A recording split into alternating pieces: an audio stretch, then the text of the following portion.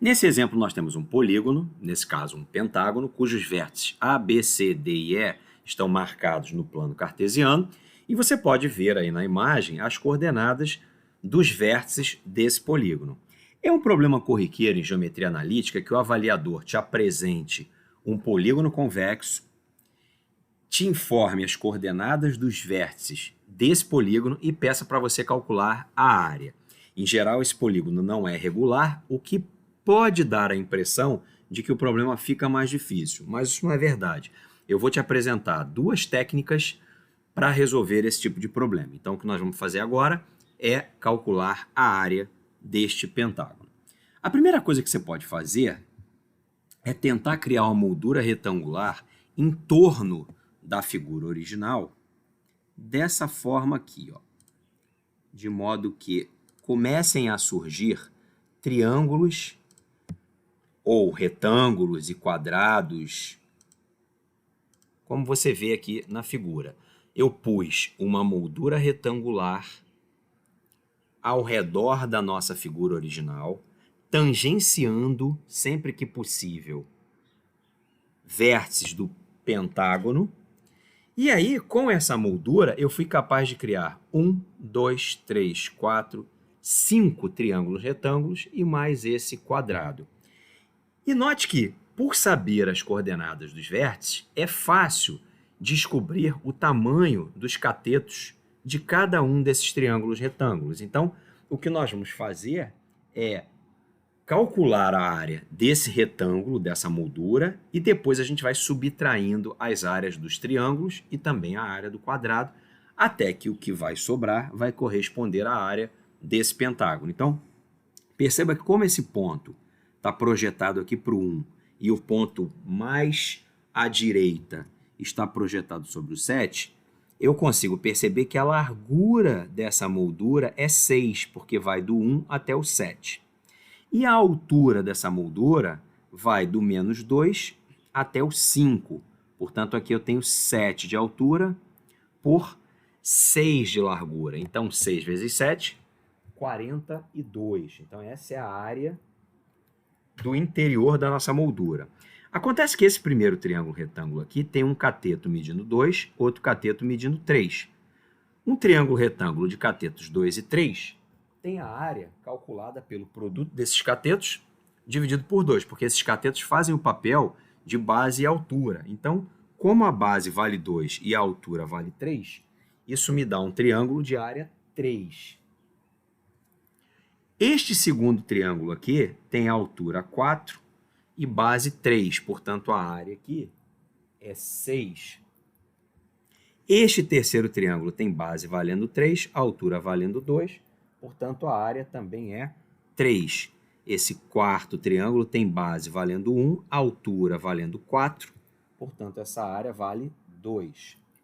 E o último triângulo tem base valendo 3, altura valendo 1, portanto essa área vale 1,5. Falta ainda computar a área desse quadrado aqui, que é 1. Então todas essas figuras ao redor, elas somadas vão nos dar uma área 3 mais 6, 9, 9 e 3, 12, 12 com 2, 14, 14 com 1,5, 15, 6,5. Basta agora fazer 42 menos 16,5. Isso vai dar 25,5. Essa, então, é a área do nosso pentágono. A outra técnica para descobrir a área desse pentágono é colocar, tentar diminuir aqui, é colocar numa espécie de determinante as coordenadas dos vértices. Perceba que eu comecei com o vértice A, depois o vértice B, depois o vértice C, depois o vértice D, e depois o vértice E. Duas coisas são importantes aqui. Primeiro, você pode começar do ponto que você quiser, do vértice que você quiser. Só que você precisa definir uma rotação em torno do seu polígono. Então, eu comecei do A, depois eu segui para o B. Depois que eu saí do A e fui para o B, eu não posso ir nem para o E e nem para o D. Eu tenho que seguir percorrendo o C, o D, o E.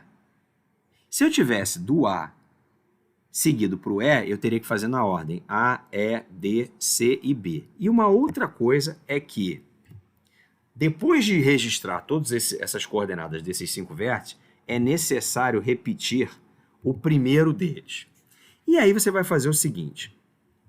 Como num determinante, você vai calcular o produto da diagonal aqui. 1 vezes 5, 5. 3 vezes 4, 12. Depois 6 vezes 0, 0. Depois 7 vezes menos 2, menos 14. Depois 4 vezes 2, 8.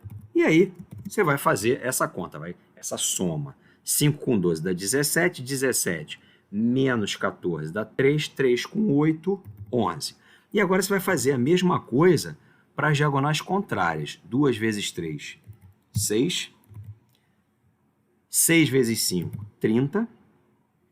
4 vezes 7, 28. 0 vezes 4, 0. Depois, menos 2 vezes 1, menos 2. E, de novo, a gente vai ver o resultado dessa soma.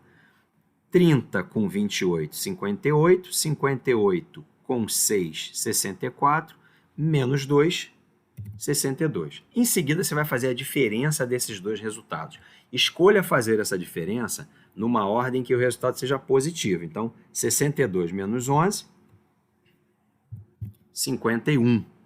E agora basta dividir esse resultado por 2. Você sempre vai dividir por 2.